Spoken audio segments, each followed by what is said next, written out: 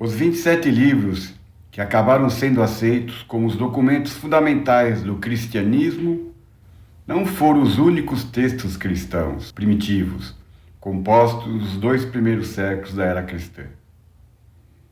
Existem pistas dentro do próprio Novo Testamento para outros escritos antigos. O prefácio do Evangelho de Lucas, por exemplo, diz: Tendo, pois, muitos empreendido por em ordem a narração dos fatos, que entre nós se cumpriram.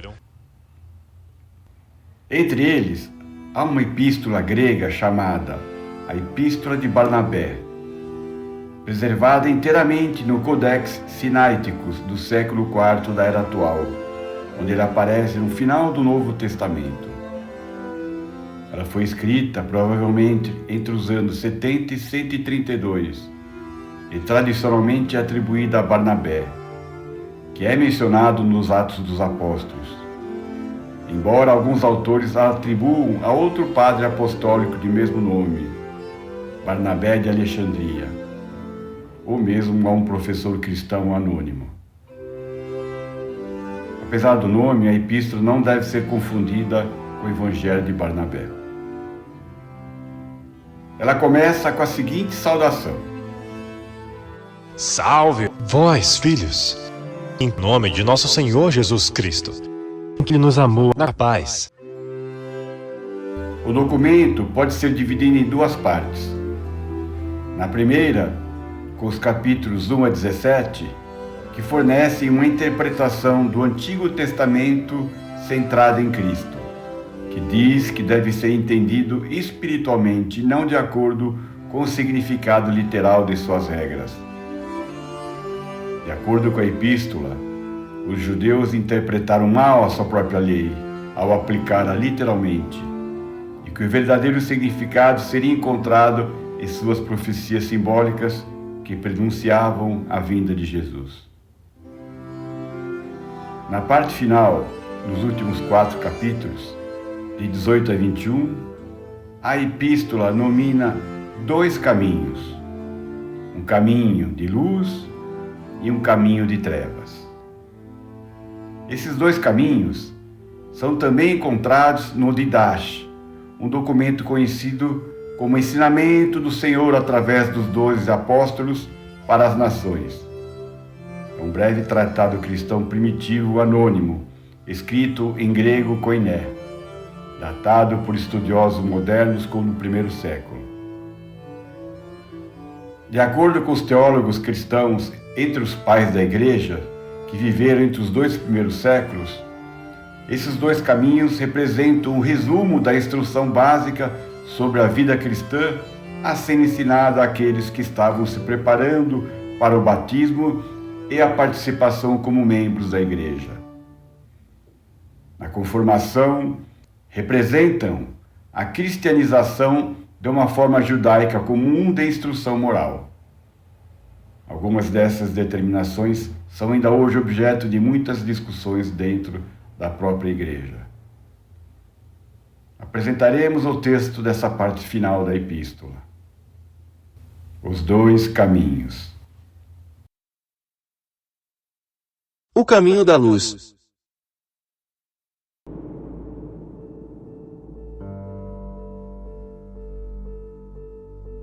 O caminho da luz, então, é o seguinte: se alguém desejar viajar para o local designado, deverá ser zeloso em suas obras. O conhecimento, portanto, que vos é dado com o propósito de caminhar nesse caminho, é o seguinte: amareis aquele que vos criou. Glorificareis aquele que vos redimiu da morte espiritual. Sede simples de coração e rico de espírito. Não juntar-vos-eis aos que andam no caminho da morte espiritual. Odiareis fazer o que é desagradável a Deus. Deveis abominar toda hipocrisia. Não abandonareis os mandamentos do Senhor. Não vos exalteis vós, mas tereis uma mente humilde. Não tomeis glória para vós mesmos. Não tomareis mau conselho contra o vosso próximo. Não permitais que o excesso de ousadia entre em vossa alma. Não cometereis fornicação. Não cometereis adultério. Não corrompereis a juventude. Não deixeis a palavra de Deus sair de vossos lábios com qualquer tipo de impureza. Quando censurardes alguém por transgressão, não o façais por acepção de pessoas.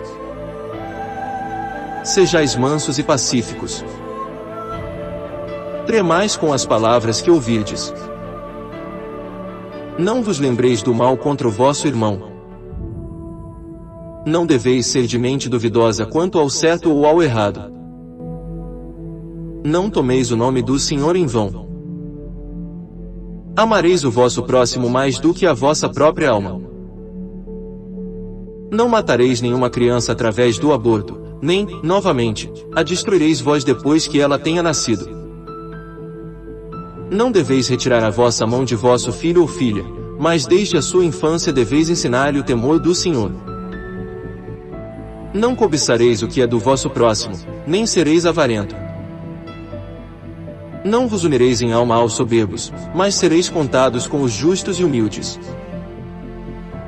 Recebei como coisas boas as provações que vierem sobre vós. Não deveis ter a mente ou a língua dividida, pois isso é um laço da morte. Na medida do possível, deveis ser puros em vossas almas. Não estejais pronto para estender as mãos para receber, enquanto as contraís para dar. Amareis, como a menina dos vossos olhos, todo aquele que vos falar a palavra do Senhor. Lembrai-vos do dia do julgamento, noite e dia. Procurareis sempre as faces dos santos, examinando-os pela palavra, exortando-os e meditando em como salvar uma alma pela palavra. Trabalhareis por vossas mãos para a redenção de seus pecados. Não hesiteis em dar, nem murmurar quando derdes. E dai a todo aquele que vos pedir, e sabereis quem é o bom retribuidor do vosso galardão.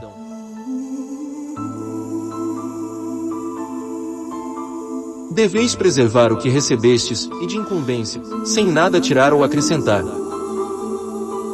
Até ao fim deveis odiar o ímpio. Julgareis com justiça. Não deveis criar um cisma, antes deveis pacificar aqueles que contendem entre si, reunindo-os. Confessai os vossos pecados. Não deveis ir à oração com uma má consciência. Esse é o caminho da luz.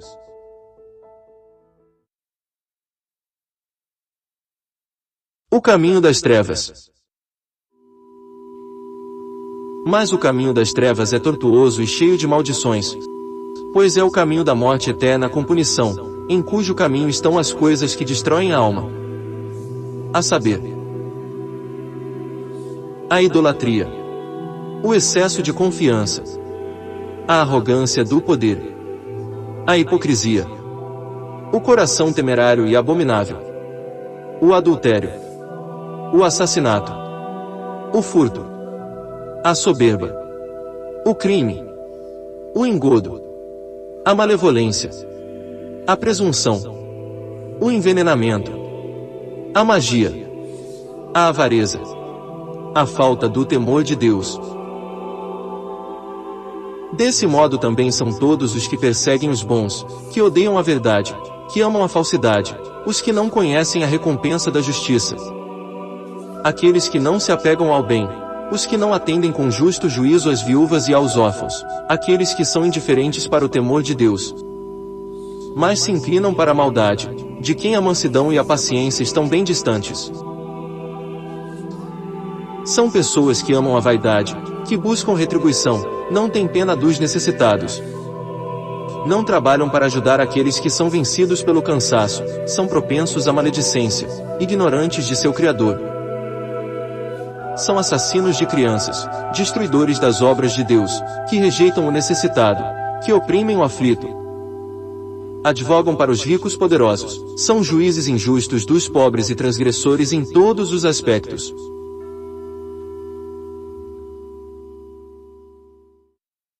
Nas suas conclusões, no capítulo 21, o autor proclama as seguintes recomendações e exortações.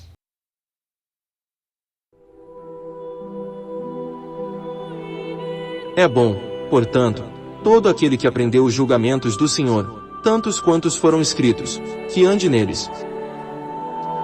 Porque aquele que os guardar será glorificado no reino de Deus, mas aquele que escolher outras coisas será destruído com as suas obras.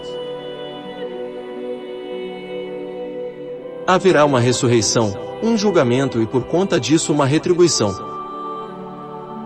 Pois está próximo o dia em que todas as coisas perecerão com o maligno. Perto está o Senhor, e com ele a sua recompensa.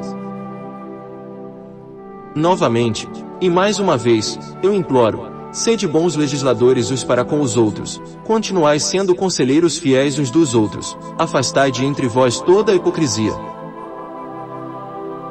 Que Deus, que governa todo o mundo, dê a todos vós sabedoria, inteligência, entendimento, conhecimento de seus julgamentos, com paciência. Adeus. Filhos do amor e da paz. O Senhor da glória e de toda graça esteja com o vosso espírito. Amém.